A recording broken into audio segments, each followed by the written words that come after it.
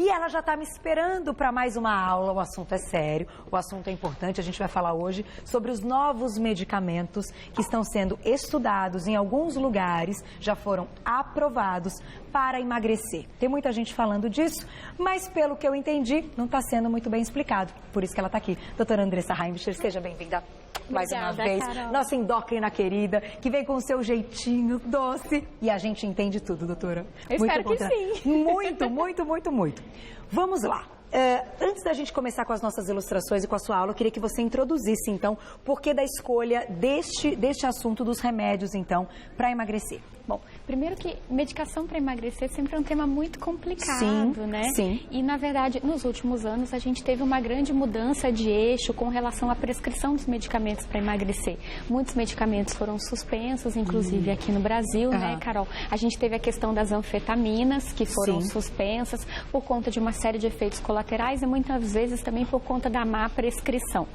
Algumas vezes eu já vim aqui no Você Bonita e eu já fiz esse alerta, né? Que muitas vezes as pessoas iam em alguns profissionais que prescreviam medicação e pede medicamento para emagrecer sem nem consultar o paciente. Sem fazer exame. Sem fazer exame. E aí a gente acabava passando, tendo pacientes que tomavam medicamentos errados, em dosagens erradas, que tinham efeitos muito ruins para o corpo da pessoa. Entendi. E o que a gente não quer é isso. Então, o objetivo de trazer essa pauta é o seguinte: medicação para emagrecer, muitas vezes é importante a depender do peso da pessoa. Só que ela tem que ser muito bem indicada. E é o que eu falo, assim, toda vez que eu falo, peso é uma questão que a gente precisa mudar os hábitos, que é a base da pirâmide. Então, de um lado, tem a gente fazendo uma corrente do bem para mudar os nossos hábitos, fazer atividade física, fazer dieta. Mas boas escolhas, né? Boas escolhas. Mas, de outro lado, existem sim os pesquisadores, a gente que estuda, e tem muita gente que estuda isso no mundo, sabe, Carol? E aqui no Brasil também.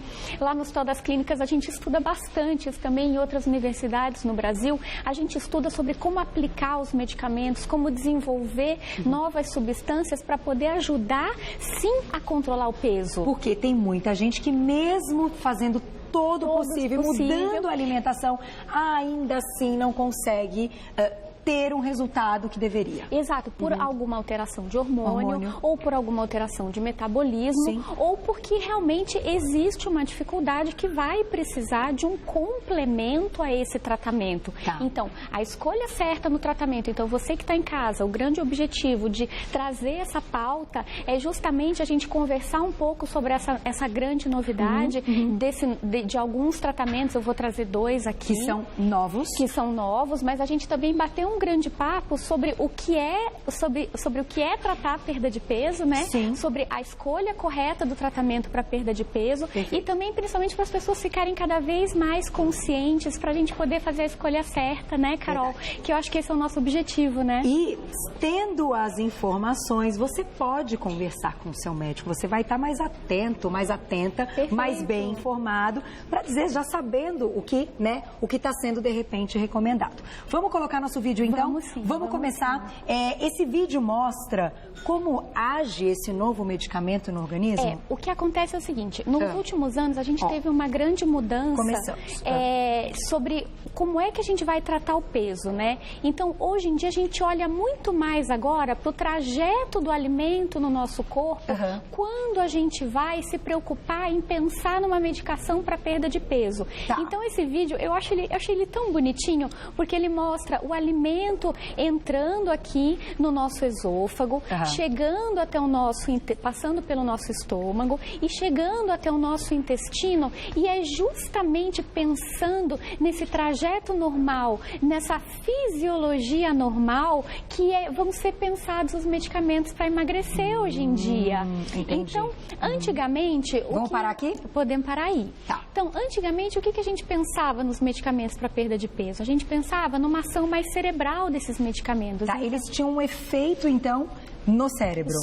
Somente cerebral, Carol. Tá. Então, quando a gente tinha os medicamentos que a gente chamava os anorexígenos, eram medicamentos que eles liberavam neurotransmissores, hormônios cerebrais, que davam a sensação apenas de saciedade cerebral. Então, as anfetaminas que elas foram proibidas no Brasil e no mundo, elas davam a sensação de saciedade porque elas davam uma sensação de estímulo cerebral, mas era só cerebral. Então, a pessoa ficava mais alerta, ela perdia a fome, muitas vezes ela perdia o sono e muitas vezes ela tinha o quê?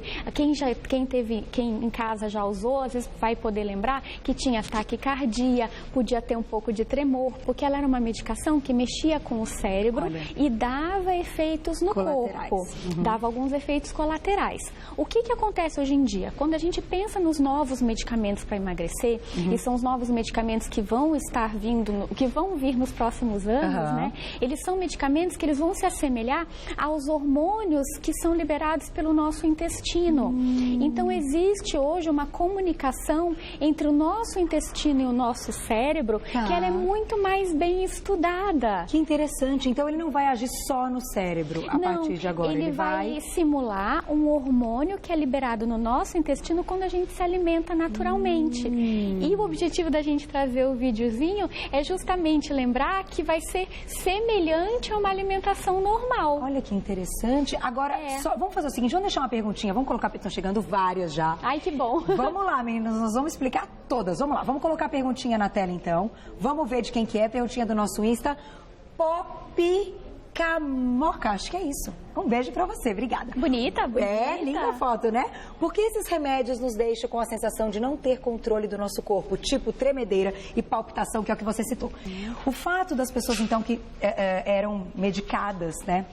Algumas dessas substâncias que você citou, que tinham aí tremedeira, que tinham a palpitação, que tinham, como ela falou, um descontrole do corpo, tudo isso era porque o cérebro está agindo de outra maneira? Na verdade, o que acontece é assim, Carol, quando a gente tem o nosso cérebro, ele tem os neurônios, e os neurônios, eles se comunicam entre si por substâncias que a gente chama de neurotransmissores. É como se fosse um jeito de um neurônio se comunicar com o outro.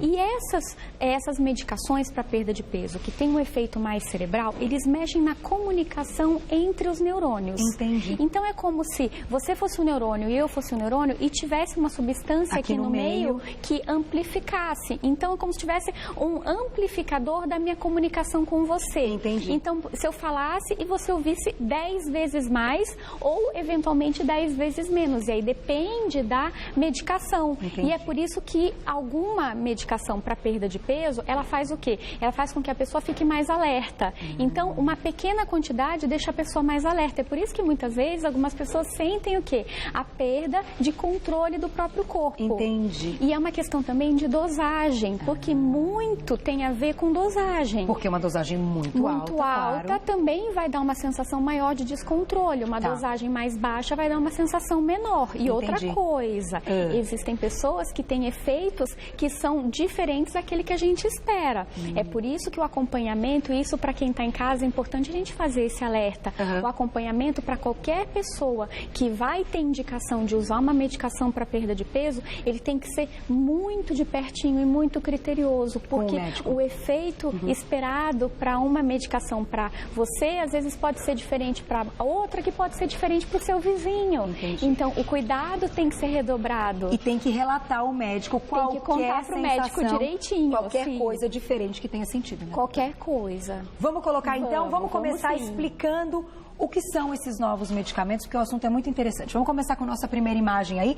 Esse, então, é um hormônio da saciedade.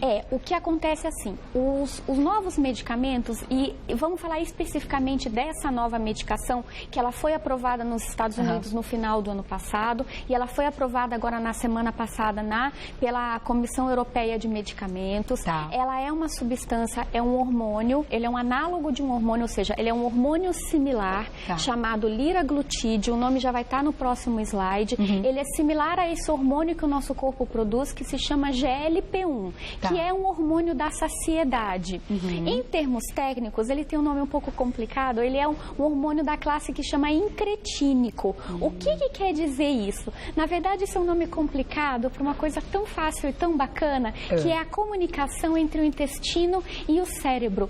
Isso, gente, eu gosto tanto de falar desse assunto. Bonitinha ela explicando. Eu queria tanto assim que vocês em casa assim, imaginassem, porque é tão legal assim. É assim, a gente come, que nem te mostrou. Exato. Aí tem que passar pela digestão. Perfeito. E aí manda um recado. Exatamente. E essa comunicação, ela não era conhecida até algum tempo atrás.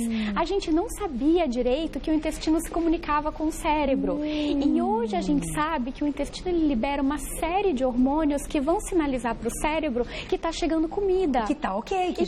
Que pode parar de comer, porque já tem comida no intestino. Então é por isso que quando às vezes a gente come uma feijoada, a gente não quer ver comida pelas próximas 12 horas. Porque foram liberados esses hormônios. Perfeito. Numa quantidade, claro, se comeu muito. Muito hormônio é liberado e com isso o cérebro vai ter essa sinalização. Perfeito. E aí é por isso que esse ramo desses hormônios, ele vem sido estudado como forma de tratamento para perda de peso. Nossa, que bacana. E o mais interessante, Carol, é o efeito que esse hormônio tem, porque ele, além do efeito cerebral, que a gente chama de saciedade, ou seja, a saciedade é aquela vontade que a gente tem de não comer entre as refeições. Então é aquela coisa assim, que eu pergunto, você tá com fome? E a pessoa fala, não tô com fome, tô bem.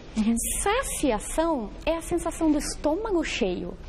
Então esses hormônios que são liberados pelo meu intestino, quando eu tenho alimento no interior do intestino, ele vai dar pro estômago a sensação de saciação e pro cérebro a sensação de saciedade. Olha que legal! Não é incrível? Não, gente, não é incrível. É incrível. Agora, esse nome, liraglutide, é o nome do medicamento. Do medicamento. Essa é a base do medicamento. Que foi sintetizado a partir do estudo deste hormônio. Então, agora uma pergunta. Como você citou, tem um lance hormonal envolvido, ele vai ser semelhante ao nosso hormônio, porém, ele não é um hormônio bioidêntico, ele é um hormônio sintético, podemos dizer assim. Ele é sintético, ele age no local que este hormônio age no nosso organismo. Tá legal. Então, é o que a gente chama de análogo, porque ele é igual ao receptor deste hormônio. Para se ligar. Perfeito. Entendi. Eu já cheguei a explicar isso aqui no Você Bonita uma vez, da chave da fechadura. Sim. Então, ele age na mesma fechadura que o GLP-1 age. Então, o GLP-1 age na fechadura e o liraglutide faz a fechadura aí, Carol. Ele age na fechadura do GLP-1. Mas, doutora, vamos passar para o nosso próximo slide, então? E agora eu estou fazendo um raciocínio. A pessoa que vai ter indicação, então, de um remédio como esse, é uma pessoa que não produz em grande quantidade outro hormônio, ou que ela come, mas ela nunca tem a sensação de saciação e de saciedade. É isso? O que pode acontecer é o seguinte, existem pessoas que, geralmente os pacientes que estão acima do peso, eles podem ser resistentes à ação do GLP-1, o seu próprio GLP-1. Entendi. Então, eles vão produzir muito GLP-1 e o seu cérebro vai se tornar resistente. E a gente sabe que existem pessoas que são pouco sensíveis, é como se elas tivessem poucas fechaduras. Entendi. Então, mesmo que ela produza 10 chaves, 10 GLP-1, se ela tiver só 5 fechaduras, não vai conseguir. Não vai ter ação suficiente. Olha que interessante isso, então. Eu acho que tem muita gente assistindo, e claro que a gente sabe que muita gente chegou numa questão de obesidade, que não é um sobrepeso apenas, uma questão de obesidade mais séria, ou sobrepeso também, mas que pode ter relação direta com isso. Então, é aquela pessoa que fala, Carol, mas eu tô fazendo tudo certo e não consigo emagrecer. Exato. É mais ou menos, olha que bacana poder dizer isso aqui no programa. Vamos colocar mais uma perguntinha? Vamos fazer mais uma perguntinha, depois a gente vai para esse slide, então. Que linda! Dri Lazzarini, é isso. Beijo pra você. Lazzarini. Olha, ela pergunta se é verdade que as pessoas que tomam o remédio realmente te emagrecem, mas depois voltam a engordar em dobro. Por que isso acontece? Excelente pergunta, também tem essa curiosidade. Doutora Andressa, que pergunta bacana, da Dri, né? Ela quer saber, então, se é verdade. Então a pessoa toma lá 6 meses com um plano do médico, o médico introduz, tudo bonitinho, doutora Andressa, vamos falar de tudo bonitinho, não coisa errada não. Aí chega um certo momento que o médico tem que retirar esse remédio da pessoa, né? Não dá pra viver a vida inteira tomando esse remédio. É verdade que a pessoa engorda o dobro e é possível isso? Marcelo, põe o último slide para mim. Vamos pôr o último slide. O último slide. O último slide, então, que o último slide é a resposta para essa pergunta. É a resposta. Ótimo, adoro quando a doutora Andressa faz isso, tá vendo? Ela já dá a resposta, já sabendo que a gente vai perguntar. Ele tá pegando, ó. Por quê? Último. Não, esse é o... Esse é o segredo ainda. Esse é outra coisa. Esse aqui. Muito bem. Não esquecer. Muito bem. O que acontece? Muitas vezes, quando a gente usa alguma medicação para emagrecer, a gente só se preocupa com o verdinho da pirâmide. Tomar remédio para perda de peso. Verdade. E esquece do laranja e do vermelho. O que acontece? Quando a gente toma remédio para perda de peso, a gente artificialmente diminui a quantidade de comida que a gente está se alimentando. Então, para uma pessoa que pesa 150 quilos, ela toma um medicamento, ela passa a artificialmente, pela ação do medicamento, a comer para 80 quilos, 70 quilos, Perfeito. E aí naturalmente o peso dela vai caindo para aqueles 70, 80 quilos. Certo. Se ela não fizer a parte de baixo da pirâmide, que é a alimentação e a atividade física, se ela não mudar o estilo de vida dela, o que vai acontecer na hora que eu tirar a medicação?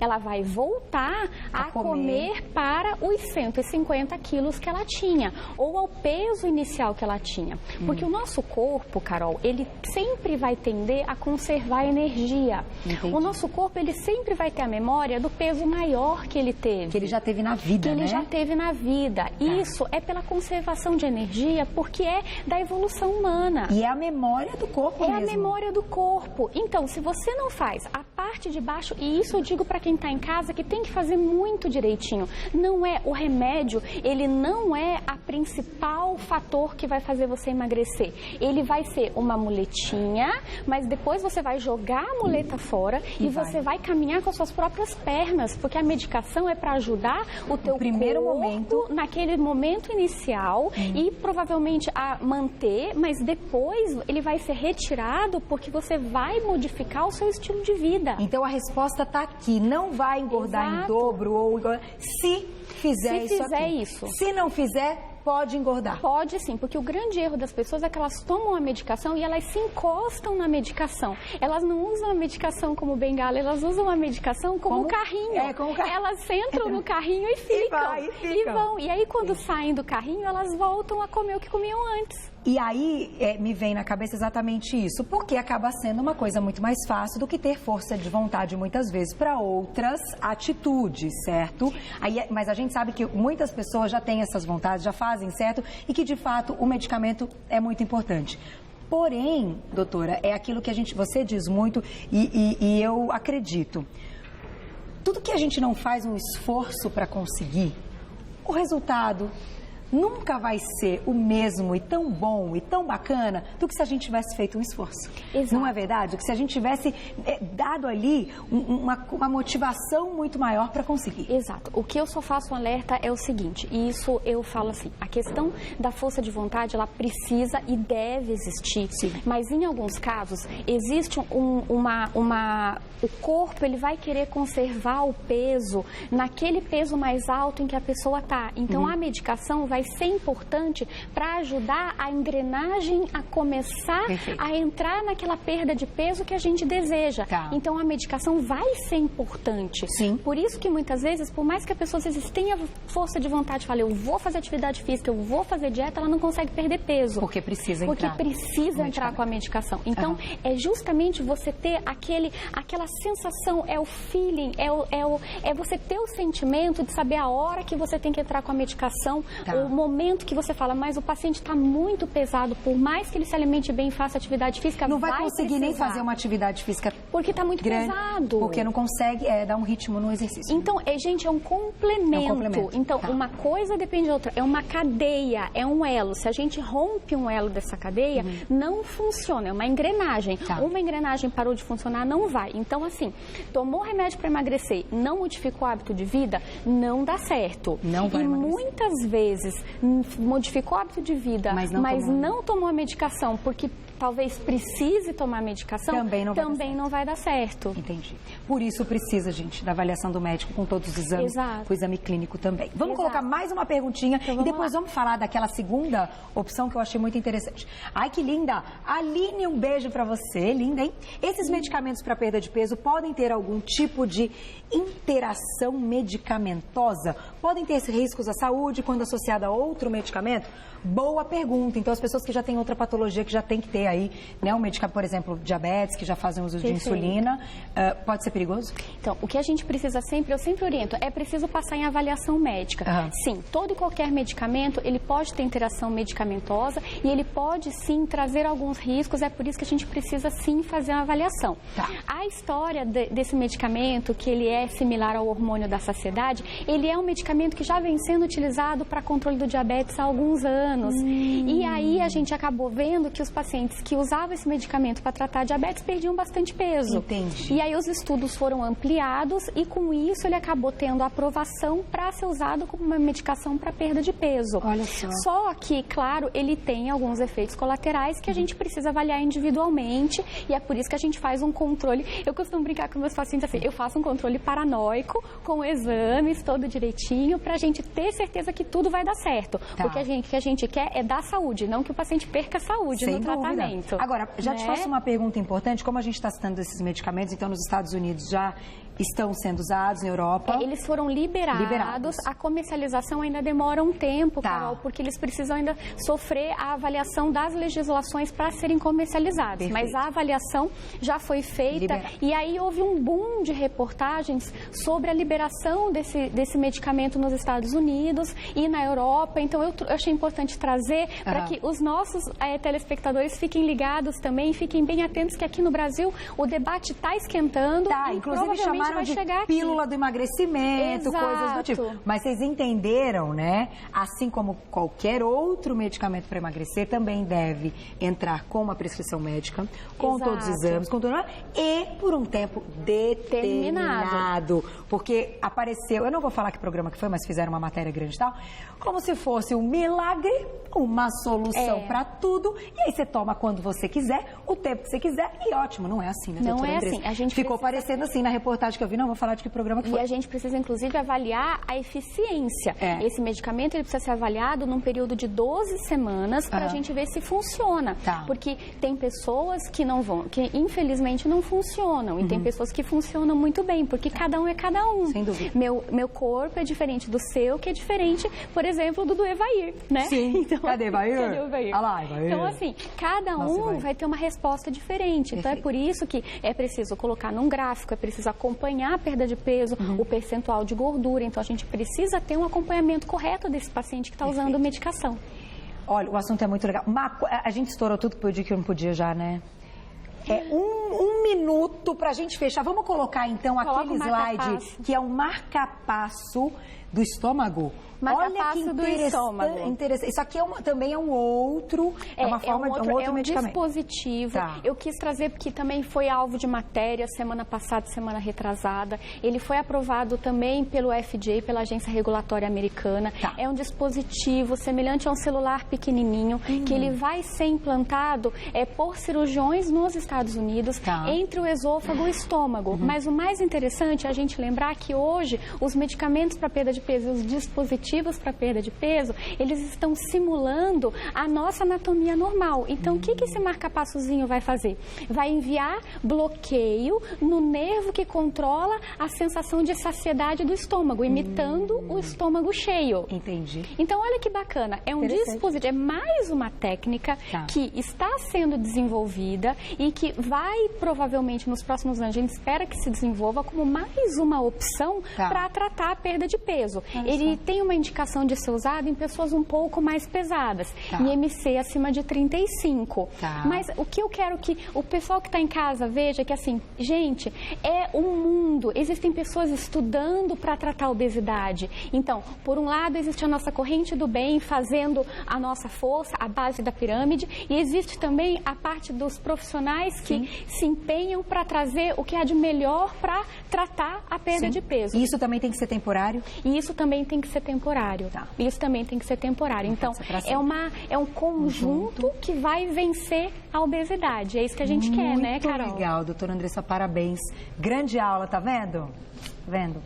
Ao vivo aqui no programa, eu indo lá fazendo umas matérias, entrevistando um monte de gente, tá vendo? Doutora Andressa hoje explicou direitinho. Agora, diga uma coisa de alerta que inclusive eu perguntei pra ela. Não adianta chegar nos Estados Unidos, vou passar férias. Aí vou trazer tudo. Entrar lá no Duane Reade, tem lá, né, a sua Walgreens, tá? Vou lá comprar, não é porque assim, não. daí eu chego e tomo, porque lá tá liberado. Não. Esses medicamentos só com prescrição médica, gente. Então, nada de chegar, aqui não tá, mas lá tá, mas não é bem assim. Você acha que demora para ser liberado no Brasil? Geralmente, a gente tem um atraso, e não é bem um atraso, é porque o nosso sistema de liberação e a nossa análise é diferente. Perfeito. Então, a gente tem uma diferença em torno de 1 ano até 2. Tá. Mas a gente sabe que as coisas aqui no Brasil, a gente segue mais ou menos. Se é liberado lá fora, a gente espera que aqui também seja. Vamos ver, a nossa análise é um pouco diferente. A gente espera que a gente tenha boas notícias para trazer para vocês. E você vem trazer. Eu venho trazer com certeza. Obrigada mais uma vez. Agradeço, você é muito querida. Carol. Olha, nos inspira, nos deixa feliz observar assim tanta vontade de praticar a medicina. Eu acho isso maravilhoso. Fico muito feliz de tê-la aqui também. sempre. Quem quiser entrar em contato com a doutora Andressa para saber mais sobre o assunto, tirar as dúvidas, ela tem textos incríveis na página lá no Facebook, Endocrinologia em Dia. Entra no Face, coloca Endocrinologia em Dia. Você já acompanha um trabalho maravilhoso que ela vem fazendo há muito tempo, com muito estudo. Isso é muito bacana. E o texto dessa noite que vai entrar é sobre o hormônio. É sobre o hormônio, gente, não é endocrinologia. Ela responde. Ainda com tanto trabalho, mas ela responde. Obrigada, Carol. Até a próxima. Que aula, hein?